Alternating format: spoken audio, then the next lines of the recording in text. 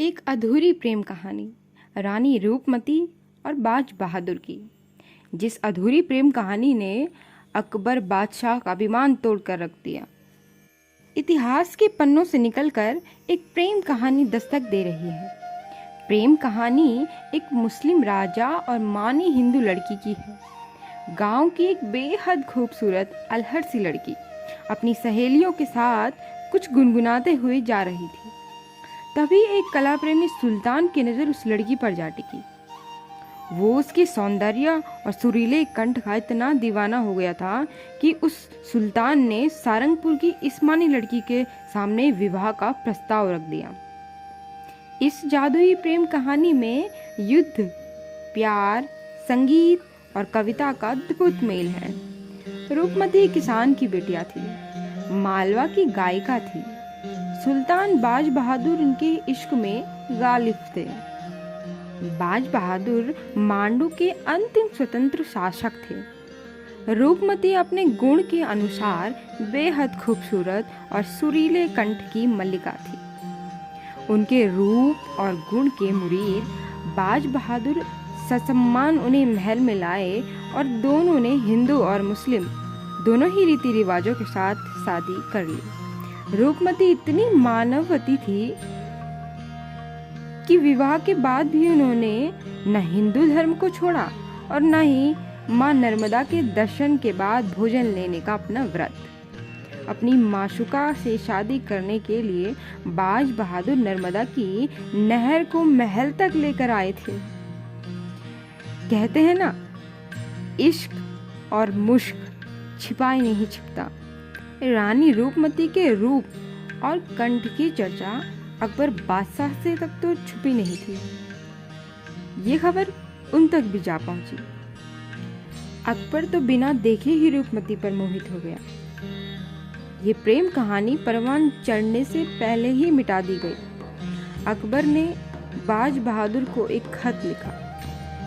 खत में रानी रूपमती को दिल्ली दरबार भेजने का हुक्म दिया था। इस खत को पढ़कर बाज बहादुर तिलमिला उठे। उन्होंने अकबर को पत्र लिखकर कहा कि वे अपने हरम की रानियां मांडू भिजवा दें। बाज बहादुर के जवाब से अकबर तिलमिला उठा। अहंकार और गुस्से से भरे अकबर ने अपने सिपहसालार आदम खां को मालवा की चढ़ाई पर चढ़ने का हुक्म दिया। आदम खां ने मालवा में खूब कत्लेआम मचाया और बाज बहादुर अपनी छोटी सी सेना के साथ उसका मुकाबला नहीं कर पाया। भीषण युद्ध में बाज बहादुर की हार हुई और आदम खां ने सुल्तान को बंदी बना लिया। इसके बाद सिपहसालारों ने रानीवास की ओर कदम बढ़ाया।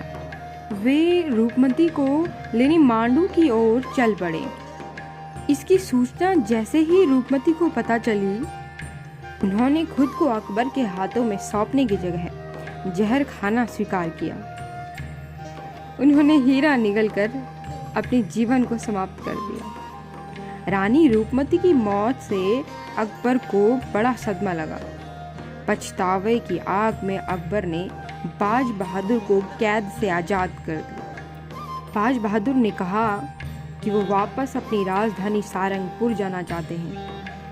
सारंगपुर जाने के बाद बाज बहादुर ने अपनी प्रेमिका रानी रूपमती की मजार पर सिर पटक पटक कर अपनी जान दे दी। इस घटना के बाद अकबर को अपने किए पर बेहद पछतावा हुआ। शर्मिंदगी से भरे अकबर ने 1568 में सारंगपुर के समीप इन प्रेमियों के लिए एक मकबरे का निर्माण करवाया। बाज बहादुर के मकबरे पर अकबर ने आशिक ए सादिक और रूपमती की समाधि पर सईद ए वफा लिखवाया। इस तरह ये अधूरी प्रेम कहानी पूरी होने से पहले ही मिटा दी गई। लेकिन सदियों पहले एक हिंदू लड़की और मुस्लिम सुल्तान की ये प्रेम कहानी हमें सिखाती है कि धर्म और मजहब से बड़ा प्रेम है।